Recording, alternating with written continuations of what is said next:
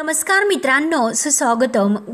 मुरंबा मालिकेच्या आजच्या भागामध्ये आता जो काही आपल्या रमाने शिरा बनवलेला असतो तो शिरा बघून साई अगदी खुश होतो आणि विचारतो की काय शिरा बनवतात तुम्ही. तेव्हा आता रमा म्हणते की हो, आवडतो ना तुम्हाला. तेव्हा आता साई म्हणतो की हो, मला तर शिरा खूपच आवडतो, मग मला द्या ना शिरा थोडासा. तेव्हा आता रमा म्हणते की नाही नाही, तुम्ही हे नाही खाऊ शकत, कारण त्यात मी साखर घातलेली आहे आणि तुम्हाला तर शुगर आहे. त्यावर आता साई म्हणतो की मला शुगर नाही आणि मला शुगर आहे असं तुम्हाला का वाटतं बरं. तेव्हा आता रमाच्या लक्ष देते. रमा लगेच म्हणते की सॉरी, परंतु माहिती नाही माझ्या तोंडातून निघून गेलं. तर साई म्हणतो की ते तुमचं सॉरी बाजूला राहून द्या, पहिलं तुम्ही मला शिरा द्या. तेव्हा लगेच आता रमा म्हणते की थांबा जरा वेळ, कारण अगोदर नैवेद्य दाखवायचं आणि मग देते. तेव्हा लगेच माई म्हणतात की अगं हे पोट्टे, अगं नैवेद्य मी केव्हाच दाखवला, खाऊन दे ना त्याला बरं. आता अगं पोट्ट्याने बऱ्याच वेळचं काही खाल्लेलं नाही. तेव्हा लगेच रमा आता साईला खाण्यासाठी एका वाटीत शिरा काढून देते. तेव्हा आता रमाने दिलेला शिरा खाऊन साईला तो शिरा इतका आवडतो, कारण रमाची हातची जी काही अगदी चव असते ती इतकी सुंदर असते. तर साई म्हणतो की अगं आई, माई शिरा इतका सुंदर झाला, अगं माई तू सुद्धा थोडासा खाऊन घे. आणि तो रमाला म्हणतो की तुम्ही सुद्धा खाऊन घ्या. त्यानंतर मात्र आता रमा पाहतच असते. तर इकडे मात्र आता माहीची पूर्णपणे अक्षयने जिरवलेली असते, कारण हिला तर स्वयंपाक करता येत नाही आणि नेमकं आता स्वयंपाक कसा करायचं म्हणून आता ती मोबाईलमध्ये काही टिप्स असतात तर त्या वाचायला सुरुवात करते आणि थालीपीठ कसं बनवायचं आहे हे ते आता मोबाईलवर ऐकण्याचा प्रयत्न करत असते आणि जे काही आता कृती करण्याची सांगितलेली आहे अगदी तसं करायला सुरुवात करते. आणि आता भाजणीचं जे काही पीठ आहे तर ते पीठ कोणतं आहे आणि हे आता जेव्हा ती ऐकते आणि तसं करायला सुरुवात करते आणि नेमकं आता पिठाच्या त्या दोन वरण्या सारखेच असतात, नेमकं यातील पीठ कोणतं असेल म्हणून तिला आता थोडंसं कन्फ्युजन होत असतं. तेव्हा आता लगेच अक्षय आवाज देतो. अक्षय म्हणतो की काय गं रमा, अगं सगळं काही व्यवस्थित आहे ना.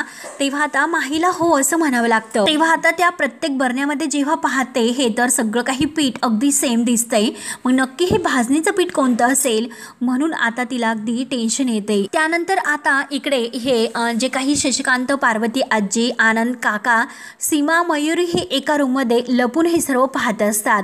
तेव्हा आता लगेच शशिकांत विचारतं की मी बघून येऊ का नेमकं ती काय करते ते, कारण सर्वांना आता एक टेन्शन आलेले असते की माही आता ही सर्व काही आहे ते थालीपीठ कसं बनवणार, कारण तिला तर काही करता येत नाही, मग आता माहीचं काय होईल. तेव्हा आता मयुरी म्हणते की थांबा मीच पाहून येते. तेव्हा आता माही वैतागून जाते की हे भाजणीचं पीठ नेमकं कसं असतं, खरंच नेमकं मी काय करू याबद्दल तर मला काही कळेनासे झाले, म्हणून आता पूर्णपणे वैतागून जाते. आणि तेवढ्यात मात्र आता ते पीठ सुद्धा अगदी पायवर सांडून घेते आणि तेवढ्यात मयुरी बाहेर येते. मयुरी आता तिला खुणावत असते. तर आता माही दोन्ही बरणीमधील पीठ हातात घेते आणि कोणतं आहे असं खुणावून विचारत असते.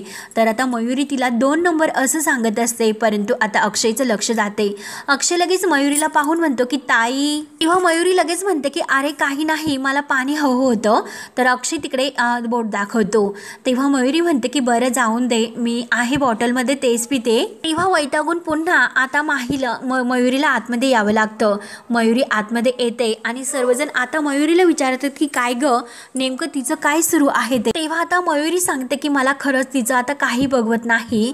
तेव्हा आजी म्हणते की काय गं काय असा पराक्रम करून ठेवला तिने. तेव्हा मात्र आता शशिकांत म्हणतो की तिने कांदे हे साला सगळं टाकून तर झाले आणि आता कढीपत्ता सुद्धा अगदी तसाच टाकून दिला असेल. तेव्हा मयुरी वैतागून म्हणते की नाही हो बाबा, सगळ्या पिठामध्ये तिनं असे हात बुडवले आणि बरबटून टाकले. आपल्या सगळ्या किचनच्या वाट्यावर तिने अगदी राहाडा करून ठेवला. तिला काय करावं काय नाही हे सुचतच नाही. तेव्हा आता सर्वांना हे ऐकून आणखीन टेन्शन येते. त्यानंतर आता इकडे रमाने जो शिरा बनवलेला आहे तो प्रसाद अगदी शेजारी पाजारी लोक येतात आणि त्यांना तो प्रसाद दिला जातो. तेव्हा आता सर्वजण अगदी रमाच्या हातची ती टेस्ट पाहून आणि तो शिरा खाऊन अगदी खुश होतात आणि अगदी प्रसादाचा स्वाद घेत असतात. त्यानंतर मात्र आता साई तेवढ्यात माईला म्हणतो की माई अगं माझा एक मित्र आहे आणि मी त्याला ऑर्डर देत असतो, मग तो नक्की आपल्याला आणखीन ऑर्डर देईल बरं, त्याला तो शिरा नेऊन द्यायचा आहे, एका डब्यात भरून दे. तर माई म्हणते की हो हो देते आणि माई लगेच प्रसादाचा तो शिरा डब्यात भरण्यासाठी आत जाते. त्यानंतर मात्र आता सीमा आणि इकडे बाकी सर्वजणांना इतकं टेन्शन येते. सीमा म्हणते की मला असे वाटते की नक्की आता अक्षय समोर आपलं भांडं फुटणार म्हणून. तेव्हा आता काका म्हणतात की माणूस ना नेहमी हा अगोदर मनाने हरतो आणि मग तो मैदानात हरतो, त्यामुळे अजून सुद्धा काळजी करण्याची काही कारण नाही, कारण आपण अजून सुद्धा लढलं पाहिजे। त्यावर आता शशिकांत हे सर्व ऐकून म्हणतो की काय रे, तू बरा आहेस ना? हे सर्व काही ऐकून तुला ताप वगैरे काही नाही ना आला? बरा आहेस ना तू? तेव्हा आता काका म्हणतात की हे बघ, माहीने जो काही घोळ घालून ठेवलेला आहे ना, तो अक्षयला अजूनपर्यंत कळलेला नाही आणि त्याला कळेपर्यंत आपल्या हातामध्ये जो काही वेळ आहे तोपर्यंत आपण काहीतरी अशी शक्कल लढूया, झाले तर ठीकच होईल, त्यामुळे काहीतरी प्लॅन करूयात। आजी म्हणते की हो, तू तर बरोबर बोलतो, परंतु काय नेमकं काय प्लॅन लढवायचा आहे याचा एकदा विचार कर। तेव्हा आता शशिकांतच्या डोक्यात एक प्लॅन येतो। शशिकांत म्हणतो की मला असं वाटतं आपण ऑफिसमध्ये फोन करूयात आणि फोन करून ऑफिसमधील कुणाला तरी अक्षयला फोन करायला सांगूयात आणि त्याला ऑफिसमध्ये बोलावलेलं आहे असं सांगूयात, मग तो नक्की तिकडे निघून जाईल आणि आजचा दिवस मात्र टळेल। तेव्हा आता पार्वती आजी म्हणते की याने काय होणार, फक्त आजचा दिवस टळेल। तेव्हा शशिकांत म्हणतो की पण तेवढं तर होईल ना, आपल्यासाठी आजचा दिवस तरी जाईल। तेव्हा आता मयुरी म्हणते की पण अक्षयने आज ठरवलेलं आहे की काही झालं तरी रमाच्याच हातचं खायचं आहे आणि तो आज ऑफिसला सुद्धा जाणार नाही। त्यावर आता काका म्हणतात की पण मग आता काय करायचं आपण? तेव्हा आता सीमा विचार करते। सीमा म्हणते की हे बघा, मी तुम्हाला सांगते की मला एक भन्नाट अशी आयडिया सुचली आणि जर तुम्हाला माझी आयडिया पटत असेल तर ऐका। म्हणून सीमा आता जी काही तिच्या मनामध्ये आलेली कल्पना आहे तर ती सगळ्यांना सांगते आणि आयडिया सांगून आता ती विचारते की कशी वाटते आयडिया। तेव्हा आता पार्वती आजीला सीमाची जी काही आयडिया आहे तर ती पटते आणि बेस्ट, एकदम बेस्ट आहे, मला तुझी पटते आयडिया असं ती सीमाला म्हणते। तेव्हा आता शशिकांत टाळ्या वाजवतो। शशिकांत म्हणतो की खरंच सीमा, क्या बात है, अगं सीमा तुझ्या बुद्धीला खरंच सीमा नाही तर सीमा खरोखरच लाजते आणि ईश्श खरंच काही पण काय बोलतात। तेव्हा आनंद म्हणतो की हे काम मी करतो, माझ्यावर आहे ते काम। तेव्हा लगेच आनंद त्याच्या कामाला लागतो, परंतु आता इकडे माही तर हातामध्ये ती पालकाची भाजी घेते आणि एकसारखं त्या भाजीकडे पाहत असते आणि तेवढ्यात अक्षय तिकडे किचनमध्ये जायला निघलेला असतो। तो शशिकांत पुढे येतो। शशिकांत म्हणतो की काय रे अक्षय, कसं आहे? तेव्हा अक्षय म्हणतो की बरा आहे आणि तो काही न बोलता जायला निघतो। शशिकांत म्हणतो की अरे कधीतरी बापाला सुद्धा विचार, काहीतरी विचारपूस कर, तुम्ही कसे आहात म्हणून कधीतरी बापाला सुद्धा वेळ देत जा थोडा। तेव्हा अक्षय म्हणतो की जेव्हा लहानपणी आम्हाला तुमचा वेळ हवा होता तेव्हा तुम्ही आम्हाला वेळ नाही दिला आणि आता मात्र स्वतःसाठी वेळ मागतात। तेव्हा आता शशिकांत म्हणतो की अरे बछड्या, कसं असतं की प्रत्येकाची वेळ येते, प्रत्येकाची एक वेळ असती आणि माझ्या आयुष्यामध्ये ती वेळ थोडी उशिरा आली। तेव्हा आता अक्षय म्हणतो की जर तुमची वेळेची फिलॉसॉफी सांगून झाली असेल तर जाऊ का? तर रमा एकटीच किचनमध्ये आहे, मला काहीतरी करावे लागते की काय, तिला मदत करू की काय, मला जाऊन दे आता, वेळ वाया घालू नका। तेव्हा आता शशिकांत म्हणतो की अरे तू तिला बनवण्यासाठी थोडासा वेळ दे, तू इतकी घाई कशाला करतोस? तेव्हा आता अक्षय म्हणतो की घाई, किती वेळ झाला अजून थोडासा सुद्धा घमघमाट स्वयंपाकाचा सुटलेला नाही, इतका वेळ लागतो का स्वयंपाक करण्यासाठी? तेव्हा आता शशिकांत म्हणतो की अरे सागर स्वयंपाक करण्यासाठी किती वेळ लागतो हे तर तुला माहितीच आहे, उगाच शशिकांत मुकादम सारखा वागू नको। तेव्हा अक्षय म्हणतो की काय मी आणि तुमच्यासारखा? मी नाहीच तुमच्यासारखा। शशिकांत म्हणतो की काय नाही, मग कशाला तसं वागतोस? आणि जा ना वरती जा, अरे वाट बघ मग तिची, आता इकडे किचनमध्ये कशाला तिच्या मागे जातो? तेव्हा अक्षय म्हणतो की काय म्हणतात, अहो माणसे तासभरात जेवायला येतील आणि तुम्ही मला वर जाण्यासाठी सांगतात आणि वाट बघायला सांगतात। तेव्हा आता शशिकांत म्हणतो की अरे शशिकांत मुकादम सारखा तू नसशील तर वर जाऊन वाट बघशील। तेव्हा आता अक्षयला राग येतो। अक्षय म्हणतो की मी नाहीच तुमच्यासारखा। तर शशिकांत म्हणतो की नाही ना, मग जा वरती आणि वाट बघ। आणि अक्षय शेवटी वर निघून जातो। तेव्हा आता शशिकांतला तर खूप आनंद होतो आणि रमाच्या सुद्धा जीवात जीव येतो की अक्षय वर गेला म्हणून। शशिकांत आता लगेच माहीला डन असे करतो। तेव्हा माही म्हणते की मला नाही वाटत की हे सगळं काही माझ्याकडून होईल म्हणून, सगळ्यांनी माझी हेल्प करायला हवी आणि हे काय तिकडे सर्वजण एकत्र जाऊन बसलात, यांना नाही कळत का यांनी सर्वांनी मला मदत करायला हवी म्हणून? आणि जाऊन ते मी का टेन्शन घ्यायचं, मी सुद्धा टेन्शन घेणार नाही, मी सुद्धा एक काम करते, मी ना आता भाज्यांसोबत खेळत बसते, यांना जे काही करायचं असेल ते करू शकतात, मी आता काही करणार नाही म्हणून आता माही ही मुद्दा। तेव्हा मात्र आता माही हातामध्ये जे काही ते वेगवेगळे भाज्या आहेत तर त्यांच्याशी बोलायला सुरुवात करते आणि मेथीला ती पालक म्हणते। तेव्हा आता काका आणि मयुरी हे सर्व ऐकतात। तर काका म्हणतात की मयुरी, अगं ही माही काही डोक्यावर पडली की काय, कोणत्याही भाज्यांना कोणती नावं देते, त्यांच्याशी बडबड काय करते? तर मयुरी म्हणते की हो ना, अरे ती बघ ना किती अगदी निवांत आहे, तिला काही टेन्शन नाही। तेव्हा आता काका म्हणतात की जर हे आता अक्षयला कळलं तर मात्र प्रॉब्लेम होईल। तेव्हा आता ती मेथीची जी काही जुडी असते तर ती हातात घेते आणि तिच्याशी बोलत असते की तुझं काय करायचं हे मला माहिती नाही, आणि टॅमॅटो हातात घेते आणि ती वर खाली झेलत असते आणि टॅमॅटोशीच खेळायला सुरुवात करते। तर काका हे पाहतात, काका म्हणतात की अरे देवा, अरे ही टॅमॅटो बरोबर कॅच कॅच खेळायला लागली। म्हणून काका माही यांना खूप आता टेन्शन येते आणि जर आता इथे अक्षय आला आणि स्वयंपाक काही तयार नसला मग आता आणखीन टेन्शन होईल आणि हिला तर काही असं घेणं देणं नाही। तेव्हा आता मयुरी म्हणते की काका अहो ते बिचारीला तरी काय कळणार, तिला काय माहिती की कोणती भाजी कोणती आणि भाज्यांचं काय करतात ते। तर काका म्हणतात म्हणून कॅच कॅच खेळायचं। तेव्हा आता मयुरी म्हणते की काका आपण जाऊन तिला काहीतरी शिकूयात। तेव्हा आता काका म्हणतात की मयुरी तू सुद्धा तिच्यासारखी डोक्यावर पडली का? त्यावर आता मयुरी म्हणते की काका अहो मी काय केलं? तर आता काका म्हणतात की दादाने अक्षयला आत्ताच वरती पाठवले आणि अक्षयला रमाच्या हातची चव अगदी बरोबर माहिती आहे, नाहीतर वहिनी नसती का गेली। तेव्हा मयुरी म्हणते की हो ना बरोबर आहे आणि आता खरंच मला खूप टेन्शन येते की आता ही सर्व कसं करेल। तेव्हा आता लगेच काका म्हणतात अक्षय येईलच आता आणि आय होप या वेळेला मात्र काही गडबड होणार नाही। म्हणून आता काका आणि मयुरी या दोघांना सुद्धा टेन्शन येते। तेव्हा आता लगेच मयुरी ही देवाला हात जोडते की अरे देवा सगळं काही अगदी अवघड होईल आणि चल काका चल बघूयात की नक्की काय करते ते। म्हणून ती आता तिकडे जायला निघते। त्यानंतर आता इकडे साई हा डब्यामध्ये शिरा भरतो आणि तो शिरा घेऊन अक्षयला देण्यासाठी निघालेला असतो आणि तेवढ्यात आता त्याचा धक्का नीलला लागतो। तर नील आता जोरात ओरडतो की अरे नीट बघून चालत जा, आता धडकला असती थोबाड फुटलं असतं। तेव्हा साई पुन्हा आता मागे येतो आणि नीलला म्हणतो अरे तू कुणाला बोलतोस? अरे तुझं लक्ष नव्हतं, मी तर सरळ चाललो होतो, तू आपल्या मोबाईलमध्ये पाहत होता। तेव्हा आता नील एकसारखा साईकडे पाहत असतो। साई त्याला म्हणत असतो की जरा तू मला येऊन धडकला असता तर काय झालं का, म्हणजे नक्की काय झाले असते। नीलने आता एकसारखं साईकडे बघायला सुरुवात केलेली असते, कारण आता जेव्हा साई आणि रमा ही गाडीमध्ये तिकडे पुण्याला आलेले असतात आणि तेव्हा नीलने आता रमा आणि साई या दोघांना एकत्र पाहिलेलं असतं।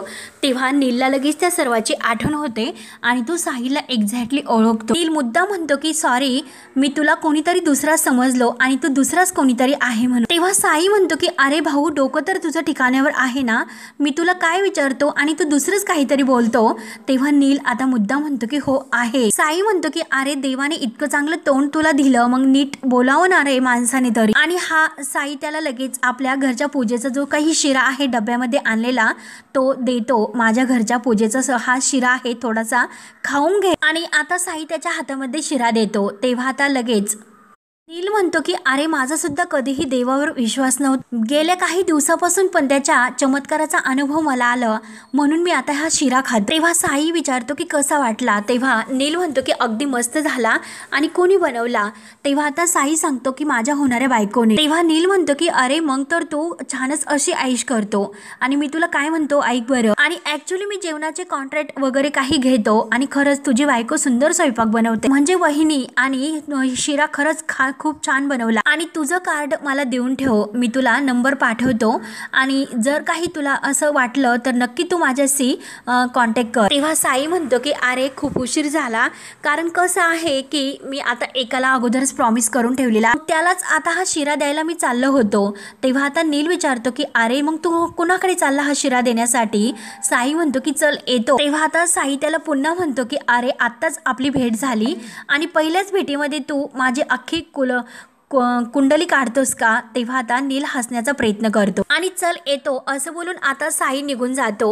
साई निघून गेल्यानंतर मात्र नील आता म्हणतो की खरं तू तर मात्र जाम शहाणा दिसतो आणि तू तर मला तुझं कार्ड सुद्धा दिलं नाही आणि तुझ्या तावडीतून मात्र मला रमाला सोडवायचं आहे। तेव्हा आता साई लगेच आता अक्षयला फोन करतो, तर अक्षय आता साईचा फोन पाहून अगदी खुश होतो आणि बोलला अरे। तेव्हा आता साई म्हणतो की अरे भाऊ, अरे तुझ्या घराजवळ आलेलो आहोत, मला काहीतरी तुला द्यायचं आहे।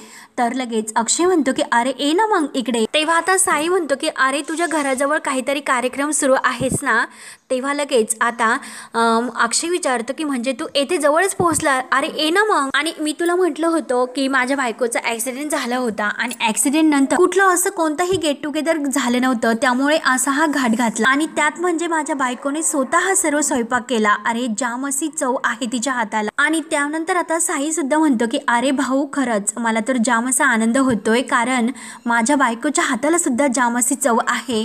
तेच सुद्धा तुला खाण्यासाठी काहीतरी प्रसाद मी घेऊन आलो, ये ना खाली तू. आणि तेवढ्यात अक्षय आता खाली येत असतो. तोपर्यंत आनंदने मात्र आता ज्या काही ह्या सामानाच्या सर्व पिशव्या आहे तर ते सर्व काही तयारी व्यवस्थित येते करून ठेवलेली असते. म्हणजे जो काही स्वयंपाक हा माहीनेच केलेला आहे असं मात्र अक्षयला खाली येऊपर्यंत आता दाखवायचं असतं. म्हणून अक्षय आता खाली येईपर्यंत आनंदने सर्व काही तयारी करून सर्व बॅग ह्या अगदी गाडीमध्ये व्यवस्थित भरून ठेवलेल्या असतात. आणि तेवढ्यात मात्र आता साई जेथे समोरच असतो आणि आनंद मात्र अगदी गडबडीत असतो आणि त्याचा धक्का मात्र साईला लागतो आणि साईच्या हातातील तो प्रसादाचा शिरा आहे त्याचा डब्बा खाली पडतो. तेव्हा आता साई म्हणतो की अरे, तर आनंद म्हणतो की सॉरी सॉरी, खरंच मी गडबडीत होतो आणि सॉरी माझा धक्का लागला, आय एम सो सॉरी. म्हणून तो आता तो शिरा अगदी जमा करून घेत असतो. तर साई म्हणतो की नाही, काही हरकत नाही भाऊ, मुद्दाम नाही केलं तुम्ही. तर आता आनंद म्हणतो की सॉरी, खरंच मला नाही कळलं. आणि तेवढ्यात अक्षय धावत येतो. अक्षय म्हणतो की अरे हे सर्व काय झालं. तेव्हा आता साई म्हणतो की अरे मी तुला तेच सांगण्यासाठी आलो होतो की मी तुझ्यासाठी काहीतरी आणलं होतं आणि त्या गडबडीतच मी आलो होतो. तर आनंद लगेच म्हणतो की हो ना, अरे त्या गडबडीतच माझ्याकडून धक्का लागला आणि हा शिरा खाली सांडला. तेव्हा आता साई म्हणतो की अरे भाऊ तू मुद्दाम थोडंच केलं का आणि सॉरी कशाला म्हणतो बरं. तेव्हा लगेच आनंद अक्षयला म्हणतो अक्षय हे कोण बरं. तेव्हा लगेच आता अक्षय त्याची ओळख करून देतो की अरे हा साई आपल्या कंपनीला रॉ मटेरियल हा सप्लाय करतात आणि तसेही संत्र्याचे सर्व काही प्रोडक्ट्स आहेत तर ते विकतात. तेव्हा आता अक्षय हा साईला आनंदची ओळख करून देतो की हा माझा भाऊ आनंद. आणि एकमेकांची ओळख झाल्यानंतर आता आनंद आणि साई एकमेकांच्या हातामध्ये हात देतात. त्यावर आता अक्षय सांगतो की अरे आनंद दादा, आज ते त्यांच्या बायकोने जो काही प्रसादासाठी शिरा बनवला होता तर ते घेऊन आले होते. तेव्हा आता आनंद म्हणतो की अरे यार खरंच सॉरी. पुन्हा एकदा साई सॉरी म्हणतो, माझ्यामुळे तो प्रसाद सांडला. त्यावर आता साई म्हणतो की राहून द्या, मी पुढच्या वेळेस नक्की तुमच्यासाठी घेऊन येईल. त्यावर आता साई अक्षयला म्हणतो की मला एक तुला सांगायचं होतं, माझी होणारी बायको आहे ना ती एकदम मस्त असं स्वयंपाक करते, मग तुमच्या कंपनीमध्ये जर काही ऑर्डर असतील तर तुम्हाला नक्की सांग. त्यावर आता अक्षय म्हणतो की बरं सांगेल, नक्की सांगेल. आणि बाय द वे तुझा बिझनेस कसा सुरू आहे. तेव्हा आता साई म्हणतो की बिझनेस आणि संसार या दोघांनाही हातभार लागेल म्हणूनच मी तुला हे सर्व सांगतो. आणि ती माझी होणारी बायको खरंच एकदम असा नक्की भारी स्वयंपाक करते. तेव्हा आता अक्षय म्हणतो की अरे सांगेल, मी नक्की तुला सांगेल. आणि बाय द वे तू आता आमच्या घरी आलेला आहे ना, मग आता माझ्या बायकोने जो काही स्वयंपाक केलेला आहे ना, मग तू तिच्या हातचा स्वयंपाक खाऊन जा, एकतर आलेला आहे आणि त्या योगाने मात्र खाऊन जा. तेव्हा आता आनंद तर घाबरतो. आनंद म्हणतो की अरे बापरे. तर अक्षय म्हणतो की अरे काय इतकं घाबरतोस, चल जा बरं, इथपर्यंत तर आलास ना तू, असं न जेवता तू जाणार आहेस का. नाही, अक्षय ऐकायला तयार नसतो. तर आनंद म्हणतो की काही झालं तरी आता ह्या अक्षयला थांबवावंच लागेल. तर साई म्हणत असतो की नंतर येईल मी एखाद्या वेळी.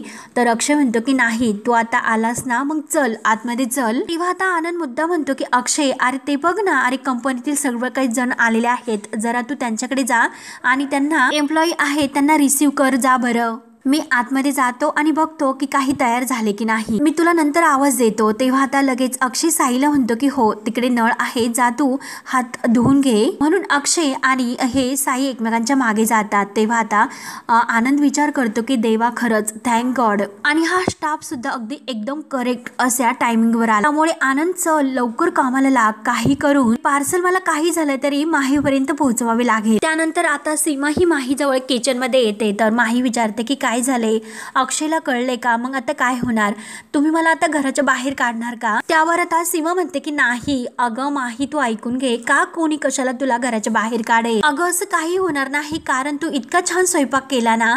तेव्हा आता माही विचारते की कधी केला बरं. तेव्हा लगेच आनंदला माही म्हणजे सीमा आवाज देते आणि आनंद पटकन ये लवकर. तेव्हा सर्व काही पार्सल तो आतमध्ये घेऊन येतो. तेव्हा आता माही म्हणते की अरे आनंद अँडी काय गरज होती एवढे सगळे काही पदार्थ घेऊन येण्याची आणि हे सगळं जर अक्षयला माहिती झालं तर नक्की काय होईल।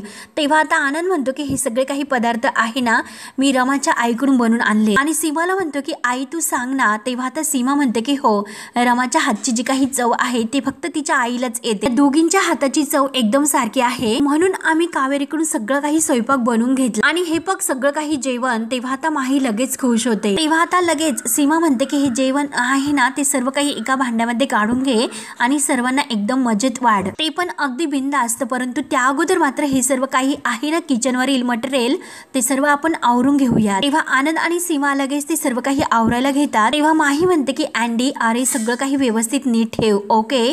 तर आता आनंद म्हणतो की हो हो। तेव्हा आता सीमा आणि आनंद सर्व काही सामान फ्रीज मध्ये ठेवून देतात आणि माही मात्र अगदी गोल गोल गरक्या घेत असते। त्यानंतर आता जे काही केलेलं आहे ते सर्व अक्षय हा सर्वांना जेवायला बसवतो आणि सर्वांना वाढत असतो।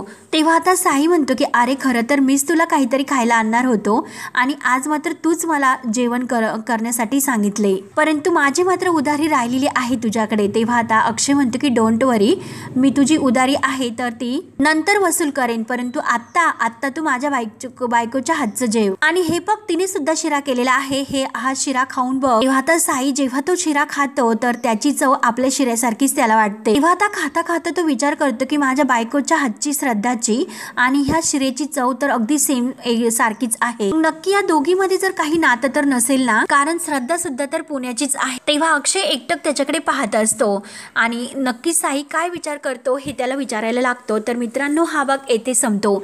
पुढील भागामध्ये साई अक्षयला सांगतो की अरे मित्रा माझ्या बायकोच्या हातचा जो काही शिरा आहे ना आणि ह्या शिऱ्याची जी काही टेस्ट आहे एकदम अशी सारखीच आहे आणि हा शिरा एकदम तसाच लागून राहिला रे भाऊ, त्यामुळे आता ह्या दोघींची भेट म्हणजे माझी होणारी बायको श्रद्धा आणि तुझी होणारी बायको या दोघींची भेट तर घडवायलाच हवी। तेव्हा मात्र आता अक्षय म्हणतो की अरे त्यांची भेट जेव्हा व्हायची तेव्हा होईल, परंतु आज मात्र तू माझ्या बायकोला भेट। तेव्हा अक्षय माहीच्या हाताला धरून किचन मध्ये तिला बाहेर घेऊन येत असतो। तोपर्यंत आता साई निघून गेलेला असतो कारण त्याला अर्जंट रमाची तब्येत एकदम खालावलेली असते आणि रमाची तब्येत बिघडल्यामुळे तो आता तेथून निघून जातो आणि घरी येतो। तेव्हा आता डॉक्टर रमाला चेक करून जातात तर साई माईला म्हणतो की हे सर्व काही होतं ते तुझ्यामुळे होते आणि आता साईला फक्त आणि फक्त रमाची काळजी लागते आणि माई तर विचारात पडते की हा सर्व दोष मला का देत असेल। तेव्हा मित्रांनो पुढे काय होतं हे पाहण्यासाठी आपल्या चॅनलला नक्की सबस्क्राईब करत राहा। धन्यवाद।